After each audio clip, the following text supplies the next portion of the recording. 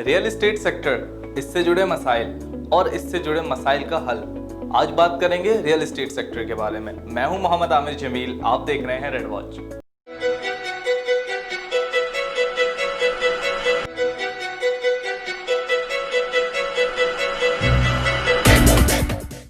पाकिस्तान में real estate sector को चंद दिन पहले ही इंडस्ट्री का दर्जा दिया गया है।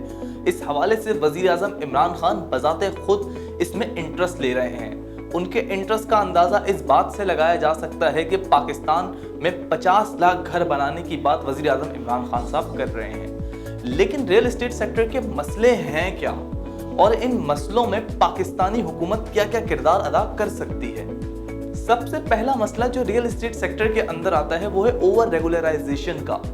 यानी अगर किसी एक शख्स को प्लॉट खरीदना हो या बेचना हो तो उसे FBR से लेकर MDA, KDA, SBCA और न जाने किन किन इदारों के पास जाना पड़ता है और किन किन के NOC दरकार होते हैं। और हर इदारे में मौजूद अफराद रियल एस्टेट सेक्टर से वाबस्ता अफराद को पता नहीं क्यों बुरा समझते हैं। इस बात का इजहार पिछले दिनों कराची के एक मारूफ बिल्डर ने हमसे ही बात करते हुए कहा था। पिछले 5 साल पहले काफी बिल्डर्स जो थे वो कुछ बिल्डर्स की वजह से बदनाम हुए थे। दूसरा मसला इस सनत से वाबस्ता अफराद में अनस्किल्ड और गैर तालीम याफ्ता लोगों का एक बहुत बड़ा है। इनकी नालायकी और नाअहली की वजह से वो तमाम अफराद जो कि ईमानदारी और जांफिशानी के साथ अपना काम कर रहे होते हैं उनका नाम भी बदनाम होता है।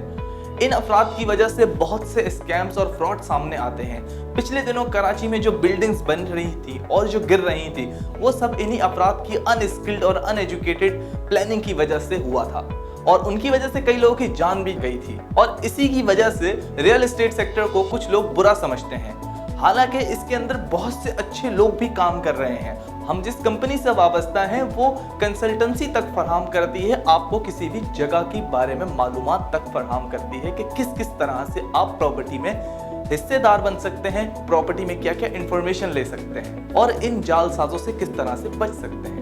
तीसरा मसला है टैक्स का। हुकूमत पाकिस्तान ने नॉन फाइलर्स के ऊपर टैक्स की एक बहुत बड़ी कीमत रखी हुई है।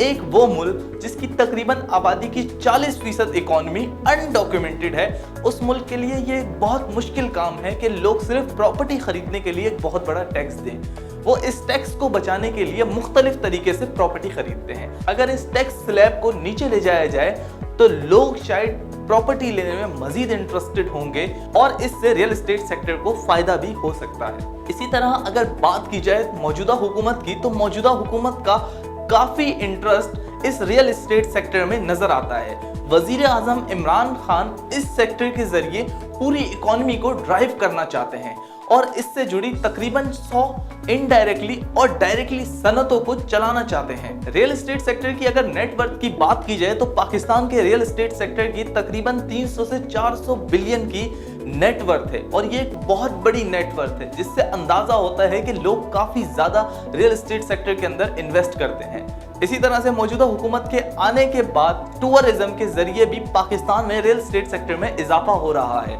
2017 में तकरीबन 10,476 अफराद ने पाकिस्तान का बाय वीजा विजिट किया था, लेकिन 2018 में ये नंबर 7,000 से बढ़ा और 17,823 पर जा पहुंचा।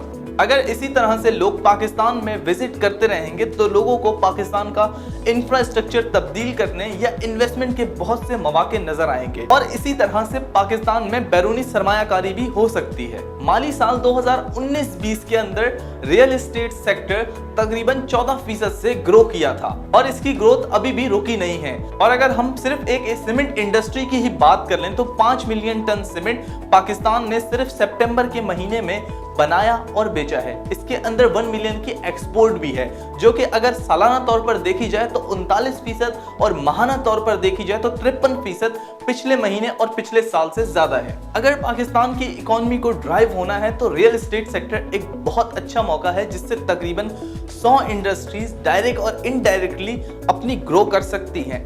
इसकी मिसाल इस तरह से ले लीजिए कि एक अगर घर बनता है तो उस घर के अंदर अनस्किल्ड और स्किल्ड लेबर दोनों शामिल होते हैं। अनस्किल्ड लेबर वहां पर मजदूरी करती है जबकि स्किल्ड लेबर उसकी प्लानिंग करती है। इसी तरह से उस घर के अंदर दरवाजे भी लगते हैं और उस दरवाजे को बनाने के लिए डिजाइनर आता है।